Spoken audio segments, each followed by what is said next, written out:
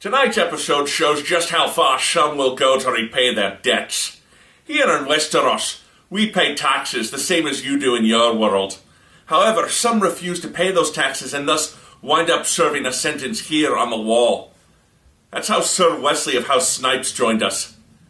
Their house motto is, "Vampires are coming, but I'll be damned if I pay taxes on my crosses and stakes." This is Stark Raving!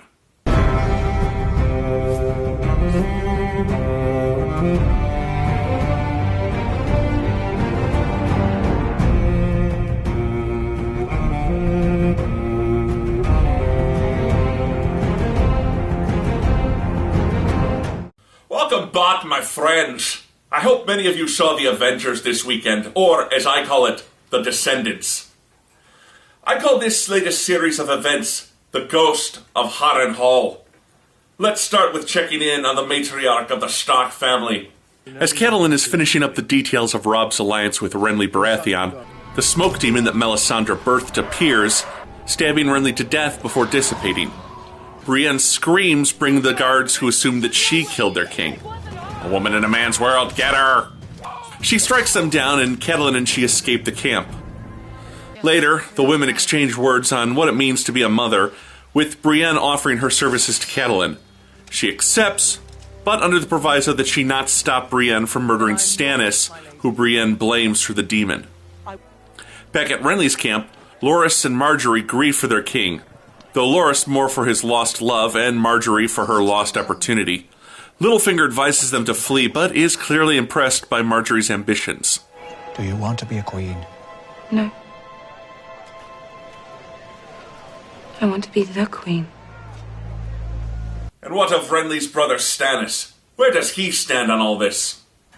Davos tries to talk to Stannis. He advises him that some see Stannis as the Red Lady's puppet. Stannis tells Davos that he'll leave Melisandre behind, and that he is now in charge of Stannis' fleet. And just how are Cersei and the rest of the Lannisters taking the death of one of the three kings to challenge Joffrey's rule? Tyrion and Cersei talk over Renly's death. While Tyrion worries about defense of the city, the Queen hints that Joffrey has a plan. Later in his tiny handheld chariot, Lancel tells Tyrion that the Alchemists Guild of King's Landing have been making witch fire for the city's defense. Tyrion considers this as he hears the people turning against the royal family. You have to admire his imagination. He's talking about you. What? Demon monkey? People think you're pulling the king's strings. Later, he meets with the alchemists. Witchfire is a sort of napalm or firebomb, and Bronn foresees disaster if they use it. Men die, men shit themselves, men run, which means pots falling, which means fire inside the walls, which means the poor cons trying to defend the city end up burning it down. It turns out the alchemists have made several thousand bottles, which Tyrion appropriates for himself. And so with events in the capital moving along, how fare my fellow members of the Night's Watch in the Northern Wastes? Jon Snow and his team arrive in the frozen wastes, allegedly from where mankind entered Westeros. They meet up with another team led by the ranger Corrin. He suggests killing the ex-Night's Watch member, Mance, who is uniting the wildlings for a raid against the Wall.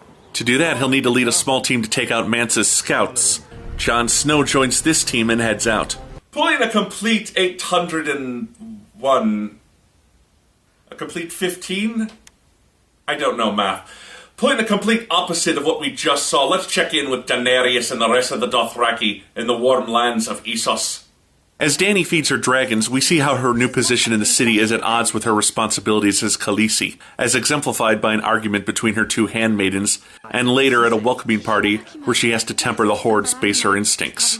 At this party, she has a disturbing encounter with the Warlock clans, while Ser Jorah is given advice from a mysterious lady. And when they see, they shall lust. For dragons are fire-made flesh, and fire is power. Later, Xaro confesses that he invited her into Qarth because he wants to marry her. It would provide her with the wealth she needs to conquer Westeros, and in turn make their children heirs to the Iron Throne. Afterwards, Dany is adamant that they leave, especially after learning about King Robert's death and the chaos enveloping the land. Jorah counsels against this, professing his admirations. Someone who can rule and should rule centuries come and go without a person like that coming into the world. There are times when I look at you and I still can't believe you're real. She'll need allies in Westeros, not Essos, and so she sets him to find a ship that can take her back to Westeros. And what, pray tell, is happening with Theon Greyjoy as his family's invasion of the North begins? Theon arrives at his ship, and his serious nature is greeted by disdain from the crew, all of whom get on well with Yara. He then meets his second-in-command, who gives him some appealing advice. They're not going to respect you until you prove yourself. Now am I supposed to prove myself by pillaging piss-poor fishing villages? You're not.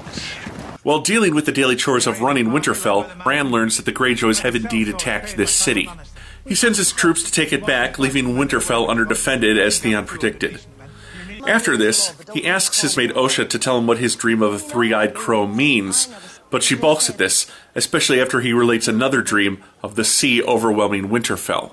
Of course I would be remiss if in an episode entitled The Ghost of Harrenhal, I didn't check in on Harrenhal. Let's see how Arya Stark is doing in the service of Lord Tywin Lannister. Tywin deals with the disrest among his crew. If your name wasn't Lannister, you'd be scrubbing out pots in the cook's tent. Go! You're mean. He susses out that Arya is from the north and asks her what they say of Robb Stark. She throws some BS his way and he dismisses her to bring them some water. There, Arya meets one of the 3 prisoners she saved from being burned to death. A boy becomes a girl. I was always a girl. And I was always aware. But the girl keeps secrets. It is not for a man to spoil them. This one no use personal pronouns very well. Him must come from House Tonto. He informs her that for saving him and his 2 friends, he owes her 3 lives and will kill whomever she wants. She names the man who was running the tortures of the prisoners as her first choice. Later, she and Gendry are talking over the finer points of swordplay when they hear screams. The torturer is dead. His neck snapped.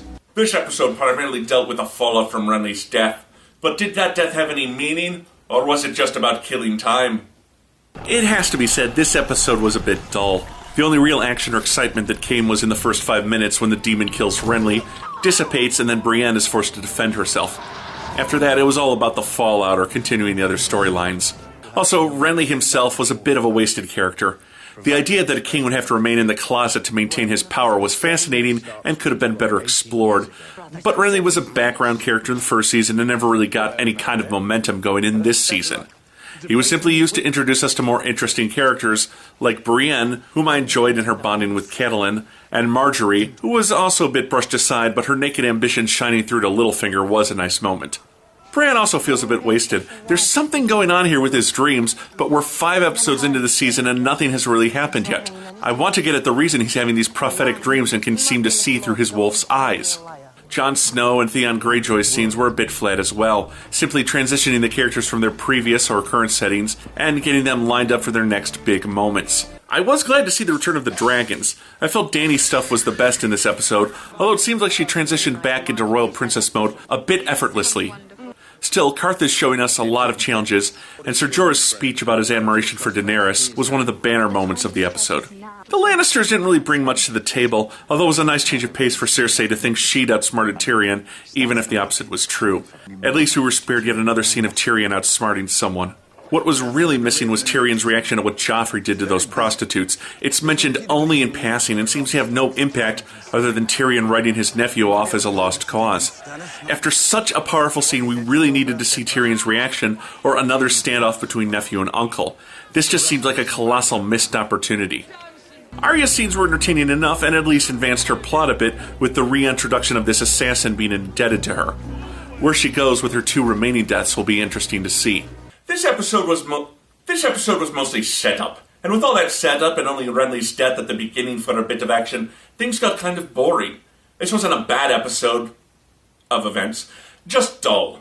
I give The Ghost of Harrenhal 2 severed heads of Sean Bean out of 5.